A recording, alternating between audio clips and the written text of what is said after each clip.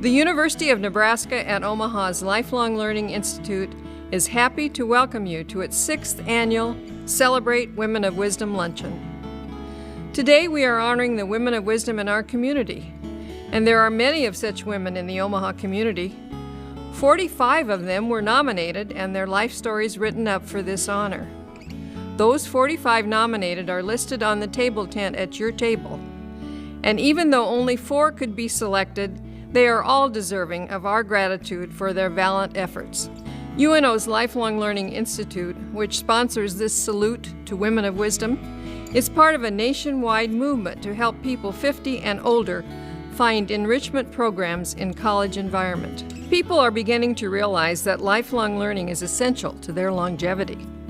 So much, in fact, that there are now approximately 250,000 older adults taking part in some 750 organized classroom-type lifelong learning programs across North America. These programs go by various names: Lifelong Learning Institutes, senior colleges, institutes for learning and retirement, but all are dedicated to an enriching and stimulating atmosphere for older adults. The number of programs is sure to grow as our population ages, especially as people become more aware of the value and opportunities that lifelong learning affords them. Currently, UNO's Lifelong Learning Institute is offering courses in Mark Twain, Sherlock Holmes, World War I, music eras, world religions, the development of entertainment, the history of Omaha, autobiographical writing, astronomy, planning your funeral, and the history, ecology, and restoration of All-Wine Prairie. Which class are you interested in? We are hoping that you and some of the women of wisdom we are honoring here today can participate in some of these classes.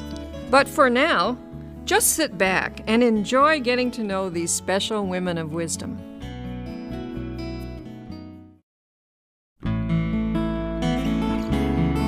For years, Louisa Brokering has dedicated herself to helping Hispanic immigrants feel at home in Nebraska. I see that these people need some help. They need a link. My mother always called me the link between the people of the different cultures. And it was trying to help them, and this is what they're coming here for too. They know they will link. They know they will need to, but they need someone whom they can have confidence in. I started Spanish when I finished college and went to work in the Spanish missions of the Lutheran Church down in South Texas. I came to the Med Center in 1962 and started working with Dr. Henry Lemon, who was the one who started the oncology service and the Epley Cancer Research Institute. I was the social worker, and the social work department had what they called this language bank, and people from around the medical center would volunteer to translate into whatever language they had. And if it was Spanish, which was most of the patients, I was the most available person, and so that's where it began. During the early years of her retirement, Louisa's Spanish interpretation services kept her very busy because she was on call 24/7. She worked in the areas of transplants, labor and delivery, over 200 births, and wherever else she was needed in the hospital and the clinics. I was on 24 hours, 7 days a week. And I would be called to the emergency room. I would be called to labor and delivery. When patients had appointments, I would ask them to make appointments, and I would have it in my day book and be at a clinic with them.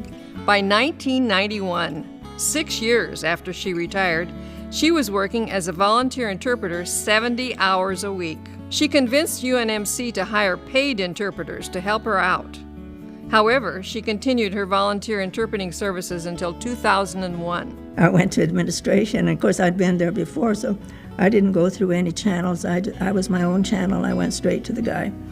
And I said, look, this is what I've been doing. These are the hours I've been spending. And God didn't say I would live forever. You're going to have to find somebody to replace me, that the people can have some time to become accustomed to them and have confidence in them. As an advocate for Hispanic immigrants, she has worked tirelessly to help medical professionals, fellow church members, and others from all walks of life understand what it is like to be a newcomer to Omaha. And as I tell people, when they criticize the immigrants, regardless of what their nationality is. Have you eaten at their table with them? Have you gone to church with them? Have you been with them at the bedside when a child or with some family member is dying? Have you been with them when the mothers or the parents cry when their teenagers get into trouble?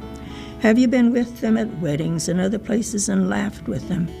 Have you done these things to know them? If you haven't, you don't know them. You only know what you have heard on the radio and the TV and read in the newspaper. You don't know them. And that's the only way you can get to know them, is to be with them.